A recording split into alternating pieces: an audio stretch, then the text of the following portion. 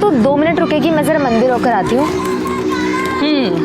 मैं 2 मिनट नहीं, मैं 10 मिनट रुकने के लिए तैयार हूँ। अंदर जो लड्डू का प्रसाद मिलता है ना, वो बहुत ही टेस्टी है। मुझे वो एक डब्बा अलग से चाहिए।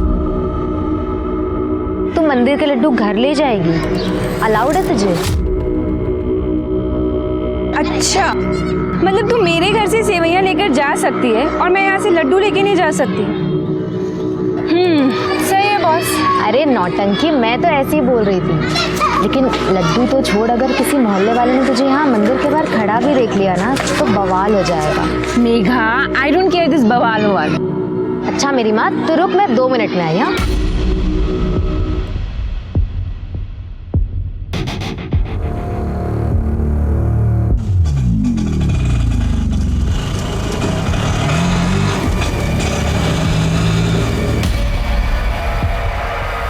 अरे सना मैडम, आप यहाँ? हाँ, वो मेघा के साथ में आई हूँ। लेकिन तुम यहाँ क्या कर रहे हो? मैं तो एक मंदिर में सवारी छोड़ने आया था, आपको खड़े देखा तो बस रुक गया। मेघा अंदर है ना, तो बस उसी का ही वेट कर रही हूँ मैं। तो उनको भी आ जाने दीजिए, उनको भी छोड़ दूंगा। अरे नहीं नहीं, हम लोग पैदल निकल जाएंगे। तुम पैदल क्यों चले जाएंगे? अरे मैं हूं ना, और वैसे भी मुझे वहां से एक सवारी उठानी है। अरे चलिए ना मैडम, गाड़ी में वेट कर लो। आइए।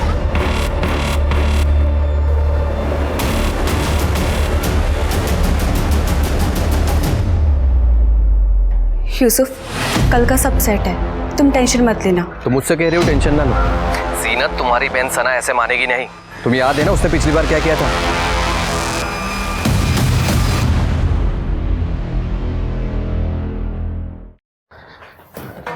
अरे वाह, मिठाई कहाँ से लाए बेटा? कुछ नहीं अब्बू, मैं मेघा के साथ मंदिर गई थी, वहीं से लेकर आई हूँ। बहुत थक गई हूँ मैं। देखो बेटा, हमने तुम्हें कभी भी कुछ भी करने से मना नहीं किया, ये तुम अच्छी तरह से जानती हो। इस तरह से दूसरे धर्म के लोगों के साथ पूजा पाठ में जाना, उसमें हिस्सा लेना, ये ठीक है क्या? अब्बू देखो, पहली बात तो ये है कि मैं मंदिर के अंदर गई नहीं थी, और दूसरी बात ये है अगर गई भी हूँ तो उसमें गलत क्या है? कुछ गलत नहीं है बेटा, पर लोग तरह तरह की बातें करते हैं और हमें इन्हीं लोगों के साथ रहना है, और समझने की कोशिश करो।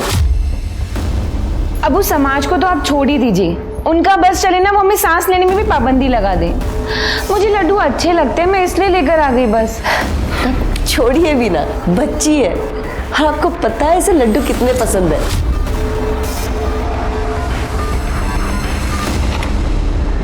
रूबीना, कल सना के साथ चली जाना, मुझे कुछ काम है। कहाँ जाना है? हाँ बताओ जरा इन्हें। एक घूमने के लिए हमेशा रेडी रहती है ना? वो आपा कॉलेज जाना है फॉर्म भरने के लिए। हाँ तो फिर मैं चलूंगी ना, वहाँ पर ना चाट मिलती है और वो बहुत ही ज्यादा टेस्टी है। कल वहाँ से पैक करा के भी लेकर आएंगे सबके लिए। ठीक है, कल चलेंगे।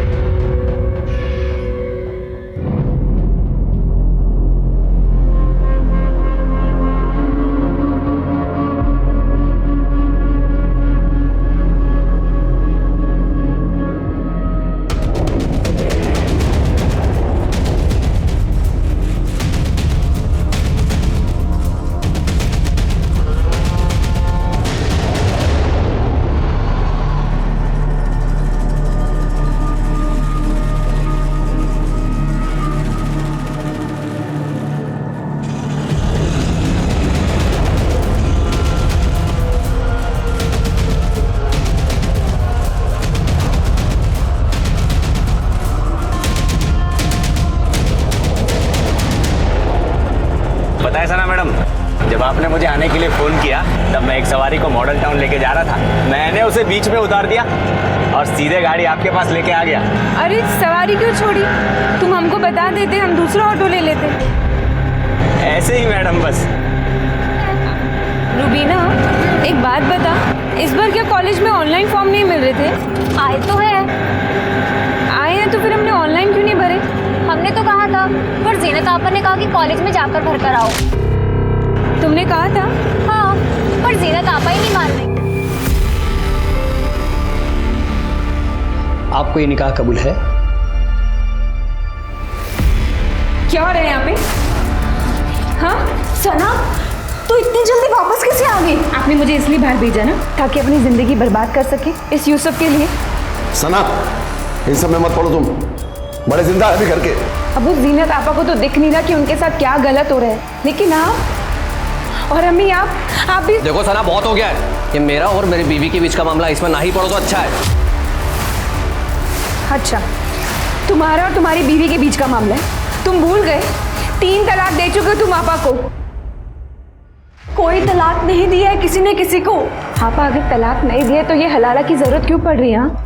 सना, तू समझने की कोशिश क्यों नहीं कर रही है? मुझे मेरे घर लौटना है। आपा अगर आपको घर लौटना है ना तो आप ऐसे ही लौट जाइए, इन सब की क्या जरूरत है? हाँ, क्योंकि ये गलत है। गलत है? कहाँ लिखा है साहब? दिखाइए जरा, मैं भी पढ़ती हूँ। तारिक साहब, लगता है आपने अपनी बेटी को कुछ ज्यादा ही पढ़ा दिया है। अब वो आपको दिख नहीं रहा कि ये सब गलत हो रहा है? क्या गलत है और क्या सही मुझे नहीं देखना है। जीनत अपने घर जाए, इसी में हम सबकी भलाई है। वो यहाँ इस घर में रहेगी, अपना घर छोड़कर तो मैं किसके घर जाऊंगा? तुम्हारा और रूबीना का रिश्ता लेकर। सायरा, अंदर ले जाओ इसे। मेरी बात तो सुनिए। क्या हो रहा है? वो सर, अब नया बिजनेस शुरू किया था तो कुरान खानी रखी थी घर में। पर आप यहाँ कैसे? हमें खबर मिली है कि 3 तलाक और हलाला का मामला है। नहीं सर, जिसने भी आपको ये खबर दी वो गलत है। बिल्कुल सही खबर दी है। यहाँ पे जीनत आपा का हलाला हो रहा है। सना, जाओ अपने कमरे में जाओ, ले जाओ। मेरी बात तो समझिए। कोई कहीं नहीं जाएगा। हाथ छोड़िए इसका। मौलाना जी, आप बताइए सच्चाई क्या है? जी, मैं तो वही कर रहा था जो तारिक साहब ने मुझे कहा था। शर्मा, पूजा, सबको पुलिस स्टेशन ले चलो। देखिए, नो, लेके चलो। चलो।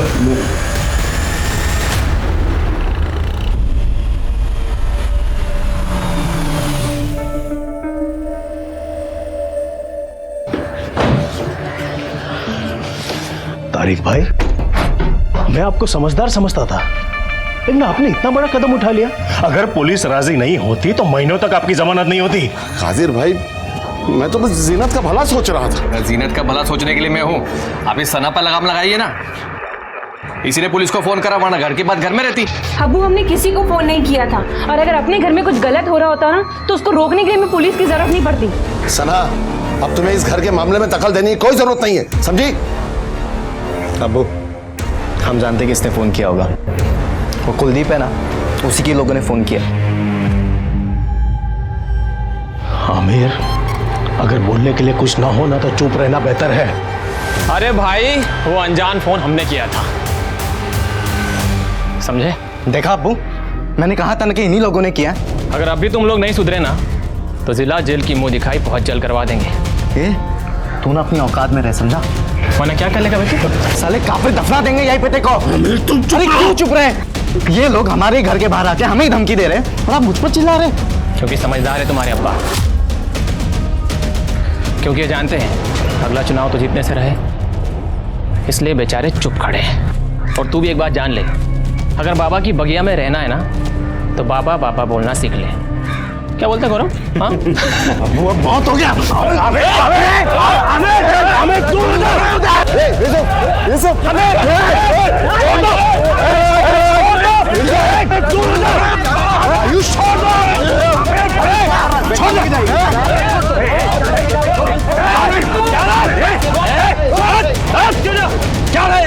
क्या झगड़ा है?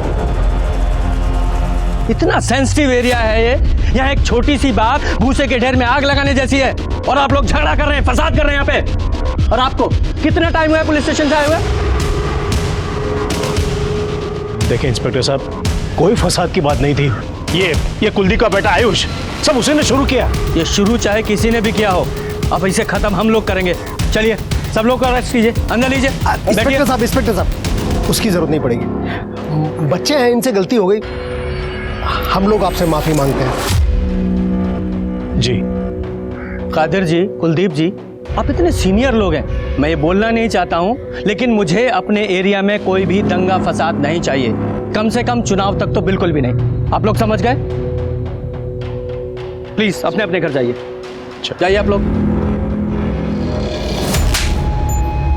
क्या जरूरत थी तुझे उनके झगड़े में पड़ने की?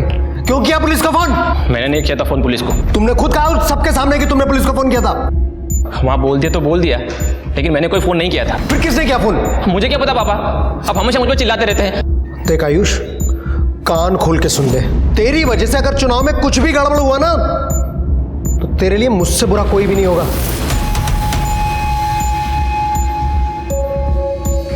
समझा अपने भाई को?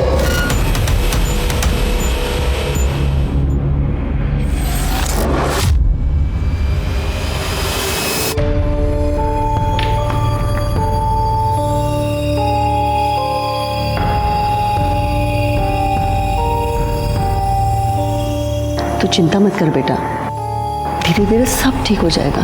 अम्मी मैं गलत हूँ क्या, जो जीनत आपा और आप लोगों का भला सोचती हूँ? तू गलत नहीं है बच्चा। गलत तो इस दुनिया में औरत होना है, जो कभी बाप की इज्जत का भार तो कभी पति की इज्जत का। इसके सिवा हमारा अपना वजूद है ही क्या इस दुनिया में? पर अम्मी, जीनत आपा अपनी जिंदगी क्यों बर्बाद कर रही है एक ऐसे आदमी के लिए जो उनकी इज्जत तक नहीं करता? तो बेटा तू ही बता ना, क्या करेगी वो? अम्मी वो पढ़ी लिखी है, ग्रेजुएट है, समझदार है, वो कुछ ना कुछ तो कर ही लेंगी ना, अगर वो बस थोड़ी सी हिम्मत दिखाए तो। औरत की हिम्मत को गुस्ताखी मानती है ये दुनिया। और सना, तुम्हारी हिम्मत से मुझे डर लगता है। डर किस बात का? मैंने जितनी दुनिया देखी है ना, उसकी आधी भी अगर तुमने देखी होती ना, तुम समझ जाओगी मैं क्या कहना चाहती हूँ। अम्मी हमें कुछ नहीं होगा, आप परेशान मत होइए।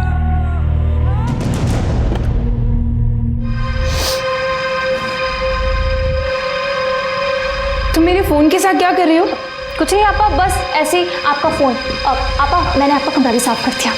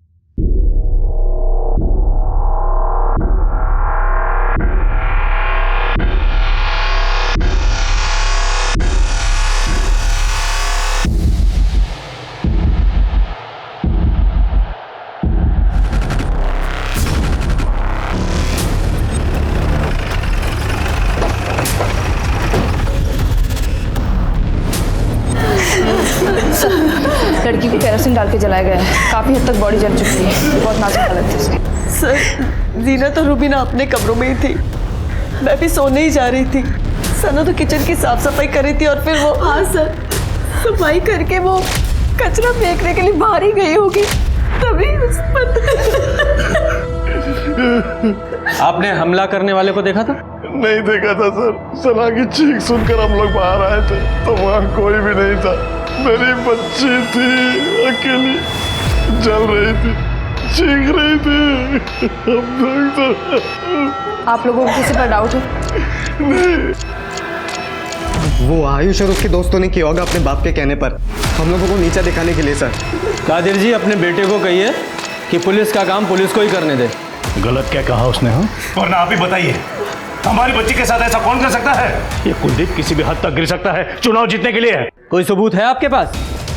अपनी राजनीति को अपने पास रखिए, किसी की जान से बढ़कर नहीं है आपकी राजनीति और ये चुनाव।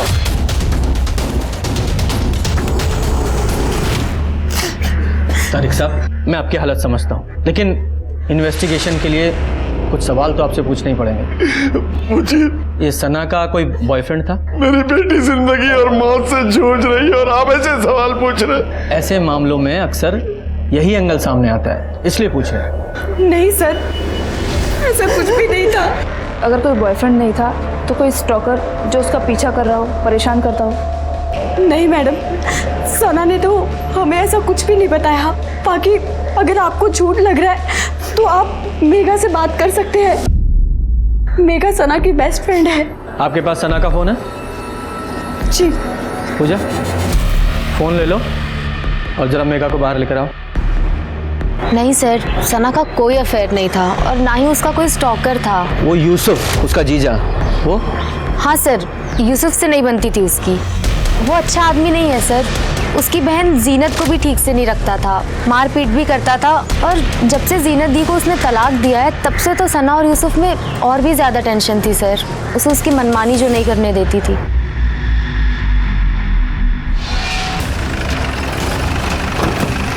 सर, राम सिंह को सिक्योर कर लिया है। थोड़ा तनाव का माहौल था तो फोर्स भी बढ़ा दी गई है। Very good.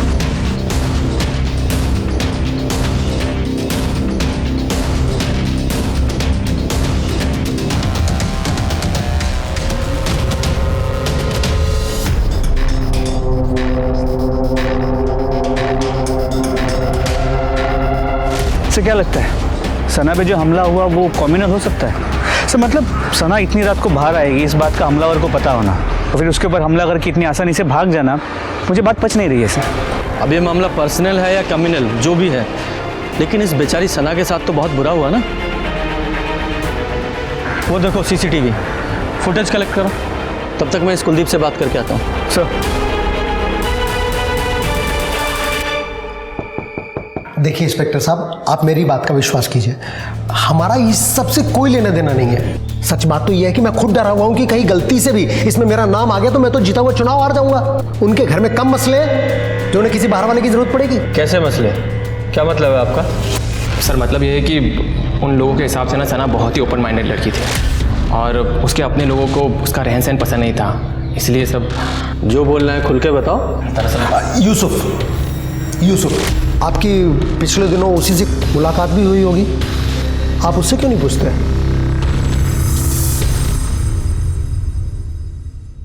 शर्मा, वो सना की CDR आई? नहीं सर, शाम तक आ जाएगी। Take it on priority. ये केस जल्दी सॉल्व नहीं हुआ तो बहुत बड़ा इशू हो जाएगा। जी सर। हेलो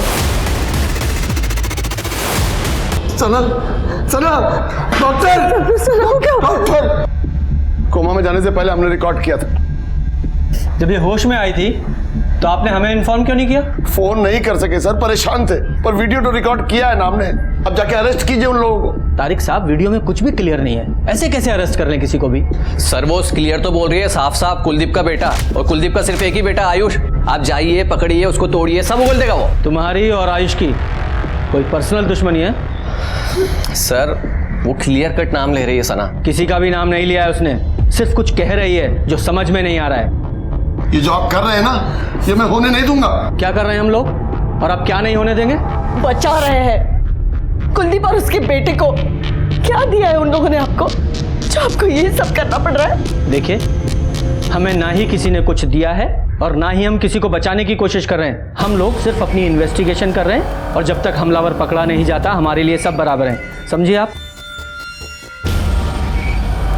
तारिक साहब, यूसुफ, जरा मेरे साथ बाहर आइए, आप लोगों से कुछ बातें करनी है। मेरी बेटी के साथ इतना बुरा हुआ है और आप हम ही पे ब्लेम कर रहे हैं। तारिक साहब, उसकी कई वजह हैं, क्योंकि सना के तौर तरीके आपको पसंद नहीं थे। इसके अलावा वो बहुत आज़ाद ख्याल की थी, दूसरे धर्मों के लोगों के साथ मेल जोल था उसका, और सबसे बड़ी बात, जीनत को बचाने के लिए आपको उसने थाने तक पहुंचा दिया था। गलत है ये, जिसने भी कहा है आपसे।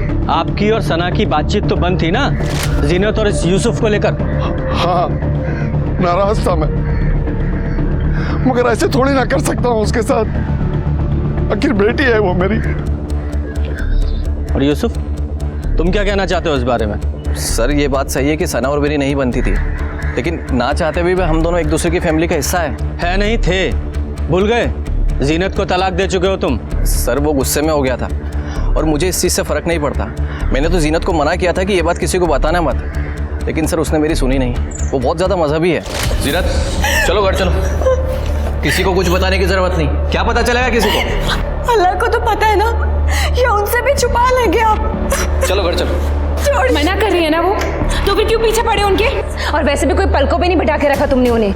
सना ये हमारा मियाँ बीवी का मामला है, तुम बीच में ना ही पड़ो तो ज़्यादा अच्छा है। तुम्हारी बीवी से पहले आप आए वो मेरी, फिक्र है मुझे उनकी। और मैं तो शुरू से ही कह रहा हूँ कि मुझसे गलती हो गई है कि जीनत है कि मेरी बात सुनने को तैयार नहीं। और सना, वो तो मुझे जेल पहुंचाने को तैयार है। तो प्रॉब्लम सॉल्व हो गई ना तुम्हारी, चलेगी वो कोमा में। और तारिक साहब, सना के कल्प्रिट जल्दी ही पकड़े जाएंगे।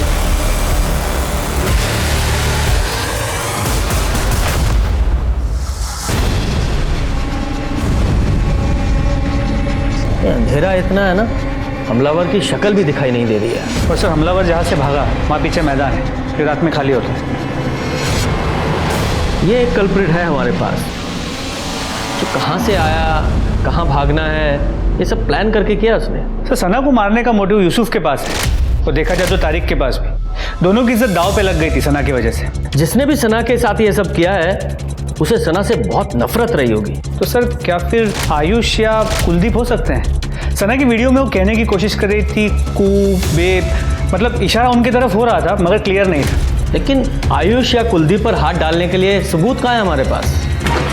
सर, जीनत के हलाला के लिए जो निकाह हो रहा था उसकी इन्फॉर्मेशन पुलिस को देने वाले कॉलर की आइडेंटिटी ट्रेस हो गई है।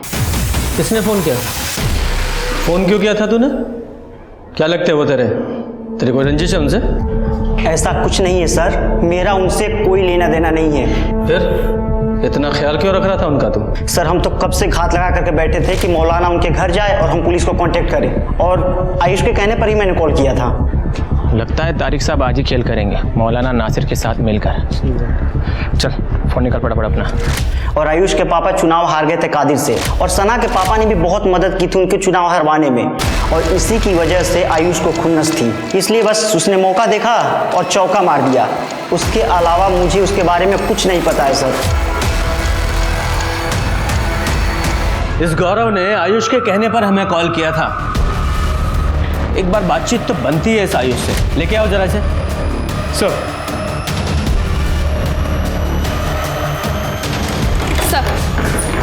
सना के सीडीआर आ गए हैं। सना लगातार एक नंबर के कांटेक्ट में थी, दिन में 2 से 3 बार कॉल करती थी इस नंबर पर सर सना का अफेयर हो ऐसा मुझे नहीं लगता।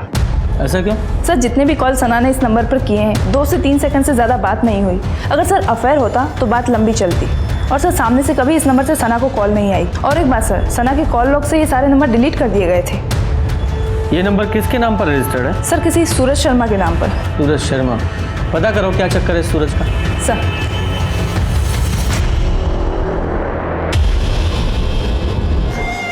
मेरी बच्ची कब ठीक होगी? देखिए, हम अपनी तरफ से पूरी कोशिश कर रहे हैं।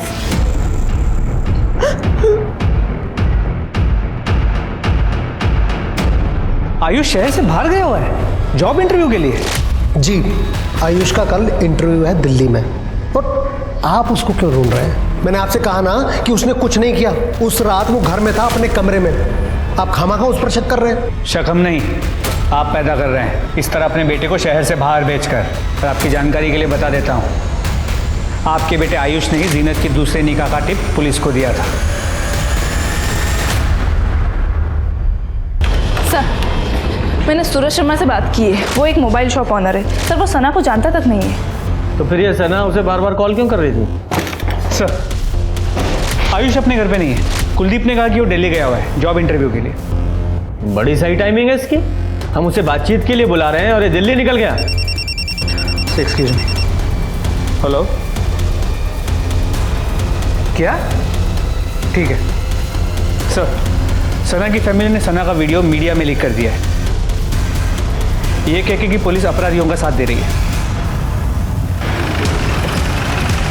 सर, परिवार का यह कहना है कि पुलिस कुलदीप जी और उसके बेटे को बचा रही है। देखिए, जांच चल रही है, अभी कुछ कह नहीं सकते। लेकिन सर, वीडियो में सना खुद ये बोल रही है। उसमें कुछ भी साफ साफ नहीं कहा गया है, और इन्वेस्टिगेशन पूरी होने तक किसी पर भी आरोप लगाना गलत होगा। Thank you. I am sorry, she is no मोर।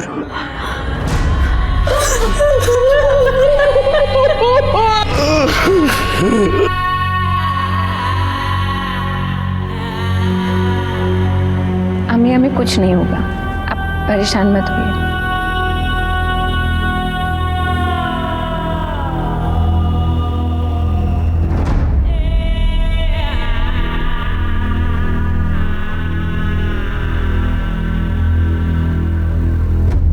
बहुत ही प्यारी और सुंदर लड़की है। बस कुलदीप भाई ठीक है, शादी की तारीख जल्दी निकाल लेते हैं। बिल्कुल जैसा आप कहे। भाई साहब एक बार डेट तो फाइनल हो जाए, फिर देखिए अपनी बेटी को कैसे धूमधाम से विदा करते हैं।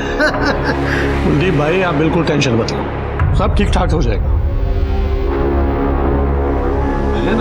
जान ले ली मेरी बच्ची की। भाई साहब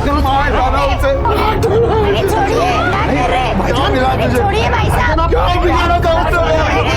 मेरी बच्ची ने क्या बिगाड़ा?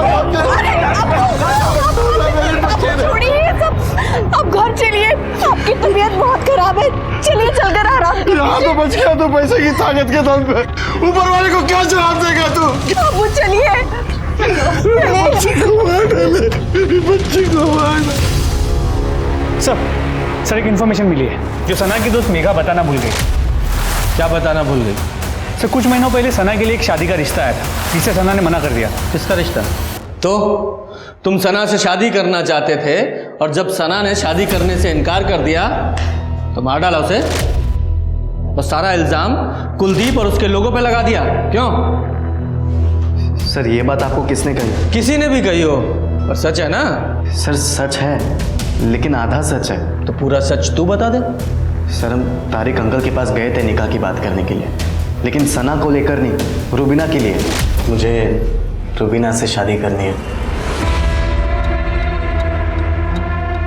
आमिर बेटा, शादी तो हमें भी करनी है रुबीना की, पर सना बड़ी है रुबीना से, तो पहले उसके लिए लड़का ढूंढकर उसकी शादी के बारे में सोचना होगा। अब्बू ये क्या कह रहे हैं आप? अगर आपा नहीं होती तो आप मेरी शादी कर देते इनसे। रुबीना, अब वो बात कर रहे हैं ना, बीच में क्यों बोल रहे हो? नहीं आंटी, इसमें रुबीना की भी रजामंदी ज़रूरी है। एक काम कर सकते हैं बेटा, अगर तुम्हें एतराज़ ना हो तो। सना के लिए तो हम लड़का ढूंढ ही रहे हैं, अगर तुम चाहो तो मैं बात करूं कादिर भाई से। अब्बू यहाँ पर एक्सचेंज ऑफर चल रहा है क्या? रुबीना नहीं तो सना सही, सना नहीं तो रुबीना सही। कैसी बात कर रही है तुम? आमिर से अच्छा लड़का कहाँ मिलेगा तुम्हें? जरूरत भी नहीं है मुझे। और आमिर तुम यहाँ से सीधा बाहर चले जाओ, मेरे साथ शादी करने के बारे में सोचना भी मत। सर हूर पर ही समझती थी खुद को वो। मुझे तो ना उसकी सोच पसंद थी और ना ही वो पसंद थी। मैंने तो उसका हाथ भी नहीं मांगा था निकाह के लिए, फिर भी बेइज्जती कर ली मेरी। पता नहीं किस चीज़ का घमंड था उसको इतना। तो उसका घमंड तोड़ने के लिए क्या किया तूने? सर मुझे कुछ करना ही नहीं पड़ा, क्योंकि मुझे तो रुबीना पसंद थी, इसलिए मैं सिर्फ रुका था कि कब सना का निकाह हो जाए और मैं तारिक अंकल से दोबारा बात करूं रुबीना के लिए। हाँ, तो सना ने तो तुम्हारी बेइज्जती की थी और रुबीना के लिए तुम्हें रुकना पड़ा, इंतज़ार करना पड़ा। अब सना चली गई तो उसे सबक भी मिल गया और तुम्हारा इंतज़ार भी ख़त्म हो गया। क्यों? सर मैं कोई बच्चा नहीं जो आपकी ऐसी जलेबी वाली बातों को मैं समझूंगा नहीं, इसलिए सर मैं कह रहा हूँ कि आप अपना टाइम मुझ पर मत ज़ाया कीजिए, क्योंकि आपको यहाँ पर कुछ नहीं मिलेगा। सर मैं सीसीटीवी फुटेज को डिटेल में रीचेक कर रहा था तो एक चौंकाने वाली बात सामने आई।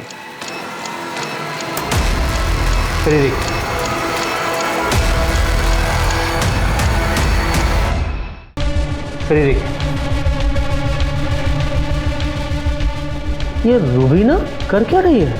सर अब आगे देखिए।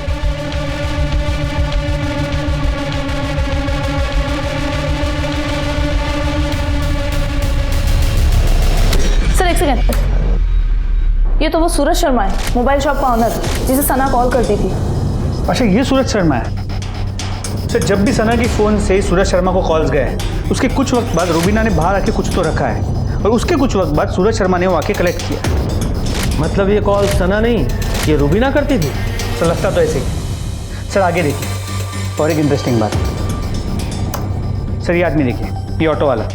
सर ये अक्सर सना के घर के बाहर नजर आया है। ये सना को ताड़ते रहता था और कई बार सना को लेके आते जाते भी रहा है, लेकिन सर जब से सना पे हमला हुआ है ये एक बार भी वहाँ नजर नहीं आया। ये रुबीना और इस ऑटो वाला दोनों से बात करो। सर काहे फंसा रही है मैडम हमको इन सब में? सना मैडम तो हमारी बहन जैसी थी। अच्छा बहन जैसी थी, इसीलिए दिन रात उसके घर के बाहर मंडराता था?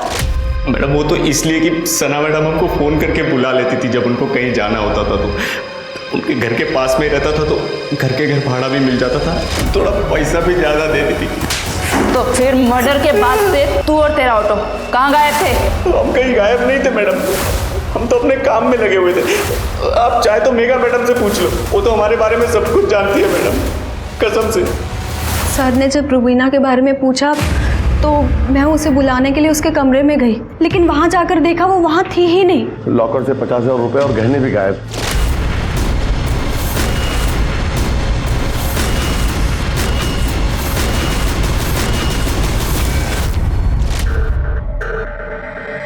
दो दिन पहले सना की मौत हुई है और अभी रुबीना घर से गायब है। ये आप लोगों के घर में चल क्या रहा है? शर्मा,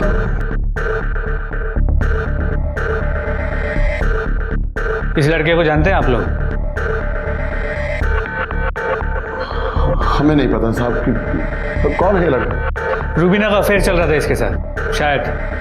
क्या बात कर रहे हैं सर, रुबीना कभी घर से बाहर भी नहीं निकलती और इस लड़के के साथ आप ठीक कह रही हैं। रुबीना घर से बाहर नहीं निकलती थी, इसलिए सना के मोबाइल से कॉल करके इसे अपने घर बुलाती थी। पता नहीं इस रुबीना ने क्या क्या गुल खिलाया। वो हम सच कह रहे हैं साहब, हमें कुछ पता नहीं। हो सकता है आपको पता ना हो, लेकिन सना को पता चल गया हो, इसलिए रुबीना ने सना को मार दिया और कहीं पकड़ी ना जाए इस डर से भाग गई।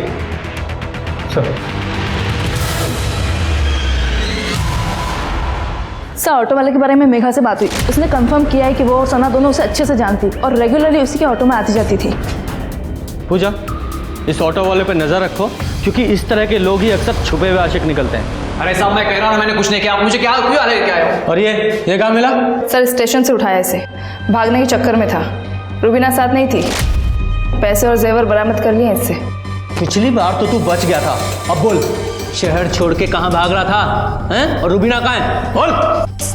सर मैं सच कह रहा हूँ सर, मैं कुछ नहीं जानता। झूठ बोलता है? रुबीना को अच्छे से नहीं जानता तो बिना जाने ये सारा माल तुझे देकर चली गई? वो मेरी कस्टमर थी, मेरी उधारी उस पे। कैसी उधारी? वो सर, मैं मटका खिलवाता हूँ। रुबीना मेरे पास ही मटका खेलती थी और उसी की वजह से उसके ऊपर कर्जा चढ़ गया था। मटका मतलब सट्टा? हाँ, लगभग वैसा ही। रुबीना को पैसों की ज़रूरत थी, इसलिए वो मटका खेलती थी, लेकिन मटका खेलने के लिए वो घर से नहीं निकल पाती थी, तो वो मुझे कॉल करके बुला देती। फिर वो अपना लकी नंबर लिख के गमले में रख देती थी और मैं जाकर वो पर्ची उठा लेता था। जितने हारने पर पैसे का लेन देन ऐसे ही होता था। करंटली रुबीना 1 लाख कर्जे में थी और ये पैसे उसी के जो उसने आज सुबह ही मुझे दिए। अच्छा, तो तू ये कह रहा है कि रुबीना इतनी ईमानदार थी कि भागने से पहले तेरा सारा कर्जा चुका के भागी? साले बेवकूफ समझता है हमें?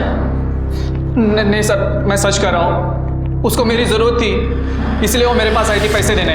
ऐसी कौन सी ज़रूरत थी उसकी जो तेरा कर्जा उतारे बिना पूरी नहीं हो सकती थी? सर, उसे दिल्ली की टिकट चाहिए थी और वो किसी से कह भी नहीं सकती थी, इसलिए उसने मुझे कहा था कि मैं इस काम में उसकी मदद करूं। दिल्ली? सर, दिल्ली में तो आयुष का भी जॉब इंटरव्यू था। सर, मैं बार बार फोन लगा रहा हूं पर उसका फोन ही नहीं लग रहा। लगेगा भी नहीं। हमने पता किया है, आपके बेटे आयुष का कोई इंटरव्यू नहीं है दिल्ली में। और तारिक साहब, आपकी बेटी रुबीना, वो भी आज सुबह की ट्रेन पकड़कर दिल्ली के लिए निकल रही है। तो अभी भी छुपाएंगे आप लोग या साफ साफ बताएंगे कि आयुष और रुबीना के बीच क्या चल रहा था?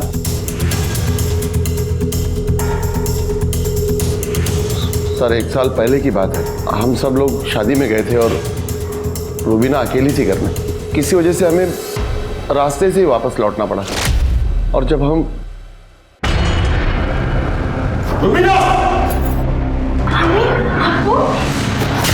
नाम मत लेना हमारे इस गंदी जुबान से। तुम्हारी हिम्मत कैसे हुई यहाँ आने की? वो अंकल, आयुष और रुबीना ने जो भी किया वो गलत था सर। बात बाहर जाती तो बदनामी के अलावा और कुछ नहीं हाथ लगता। इसके लिए मैंने कुलदीप से बात भी की।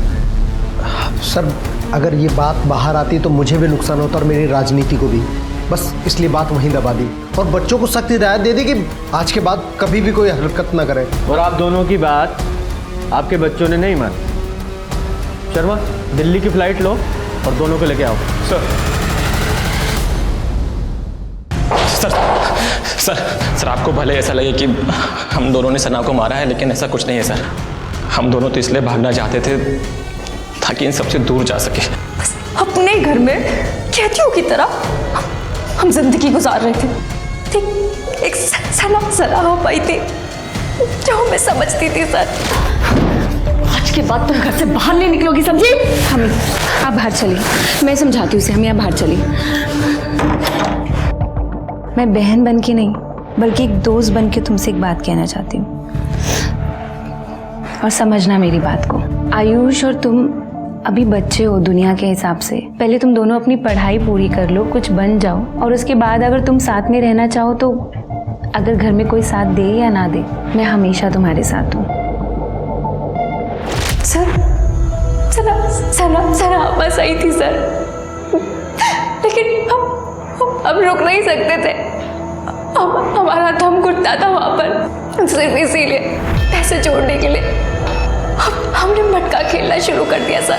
लेकिन वहाँ भी हमारा नुकसान हो गया सर। जब हमें पता लगा कि आयुष का नाम बार बार इस केस में आ रहा है, तो हमने सर भागना ही सही समझा। हमने सना पापा को नहीं मारा।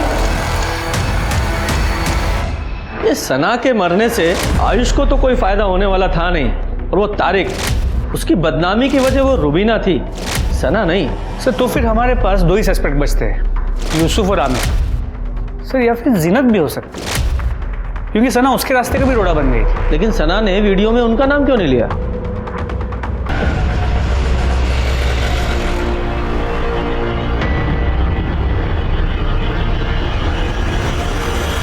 साहब यूसुफ, जिन्नत और तारिक और कुलदीप के साथ साथ आयुष का भी पूरा भूगोल हिस्ट्री खोल डाला साहब, लेकिन कुछ नहीं मिला। एक लड़की को कोई इतनी बुरी तरह से जला के मार देता है, तो तू कहता है कोई सुराग नहीं मिला। साहब सना के साथ जो हुआ उसे लेकर दोनों पार्टियां बैठ के बातें कर रही है। मुझे तो लगता है आने वाले चुनाव में मामला पलट सकता है। लोग इकट्ठा हो रहे हैं, बैठकें हो रही है सर, कस्में खाई जा रही है लड़की का बदला लेने के लिए। लेकिन सर इन बैठकों में एक लड़की को नोटिस किया है जो हर जगह आता है। कौन? बोलो। सर मैं, गौरव और आयुष हम तीनों दोस्त थे। गौरव ने मुझे बताया था रुबीना और आयुष के बारे में। यार ये रुबीना है ना, हमको बहुत अच्छी लगती है। सोच रहा हूँ कि अब्बू को बोल के इसी से निकाह कर लूँ। अरे भाई उससे निकाह की सोचेगा तो कुंवारा ही रह जाएगा तू। क्यों? आयुष से सेठ है वो, तुझे तो घास भी नहीं डालेगी। सर मुझे इस चीज़ से बहुत बड़ा झटका लगा था, ये सुनकर के आयुष और रुबीना एक साथ है। इस चीज़ की चिड़चिड़ थी मुझे, और चुनाव के वक्त मेरे और आयुष के बीच में झगड़ा थोड़ा बढ़ गया था सर, बस। सर एक तरफ चुनाव खत्म हुए और दूसरी तरफ आयुष और रुबीना के बारे में उनके घर वालों को पता चल गया। आयुष तो घर से बाहर ही नहीं निकल पाता था, और मेरा तो खर्चा ही चलता था आयुष के पैसों पर। और फिर पैसों के लिए सर मैं आमिर पर डिपेंड हो गया, और इसने अपना एक मैसेज रुबीना तक पहुंचाने के लिए कहा कि रुबीना अपनी धर्म में शादी करे आमिर के साथ। और सर ये मैसेज मैंने रुबीना तक पहुंचाया भी। और तेरा ये मैसेज, ये आमिर का ये मैसेज, और उसने मना कर दिया, और आमिर तेरा खर्चा बंद ना कर दे इसलिए तूने ये कांड कर दिया। नहीं सर, मैंने कोई कांड नहीं किया है। तो फिर दिखाओ जरा। ये तेरा हुडी तेरा है, ये तेरे घर से मिला है उस रात जो तू पहन कर गया था। और झूठ मत बोलना, सीसीटीवी में ये साफ दिखाई दे रहा है। बोल। सर मैंने इसे ऐसा कुछ भी करने को नहीं कहा था। ये खुद ही कर क्या जो कर क्या है। मुझे तो इन चीज़ों की भनक भी नहीं है सर, और मैं सच कह रहा हूँ, मेरा कुछ लेना देना नहीं है इन चीज़ों से। तेरा लेना देना नहीं है, तेरे अब्बू का तो है।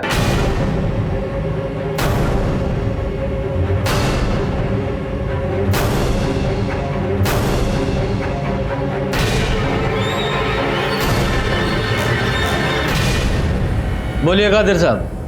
तारिक ने मुझे सब बताया था, रुबीना और आयुष के बारे में। सब कुछ जानकर भी मैं एक ऐसी बच्चा ने लड़की का निकाह अपने इकलौते बेटे के साथ कैसे करा देता। मैंने इससे बात करने की कोशिश की, लेकिन इसे तो कुछ सुनना ही नहीं था। निकाह करना था उस रुबीना के साथ जो मैं कभी होने नहीं दे सकता था, इसलिए मैंने गौरव से बात की। लेकिन अंकल आमिर आपकी बात नहीं मान तो मेरी बात क्यों सुनेगा? बात मनमानी भी नहीं है, क्योंकि बात बहुत आगे बढ़ चुकी है। एक काम करोगे मेरा, जितने पैसे मांगोगे उतने पैसे दूंगा। पूरे 5 लाख रुपए दिए थे मैंने इस बेवकूफ को रुबीना को ठिकाने लगाने के लिए, लेकिन ये बेवकूफ सना को जलाया। मैं 2-3 दिन से रेकी कर रहा था, और फिर मुझे पता चला कि वो रोज रात को कचरा फेंकने आती है। उस रात मैं रुबीना के घर के बाहर घात लगाए बैठा हुआ था, लेकिन सर उस दिन रुबीना की जगह सना वहाँ आ गई। रुबीना तो रास्ते से हटी नहीं थी, इसलिए मैंने सना को ही अपना मोहरा बनाकर सारा इल्ज़ाम आयुष पर डाल दिया, ताकि मेरा वोट बैंक और मजबूत बन जाए और मैं आसानी से चुनाव जीत जाऊं। तो एक तीर से दो निशाने लगाने की कोशिश कर रहे थे और खुद ही अपने पैर पर कुल्हाड़ी मार ली। अब कुल्हाड़ी मार ही ली है तो भुगतो।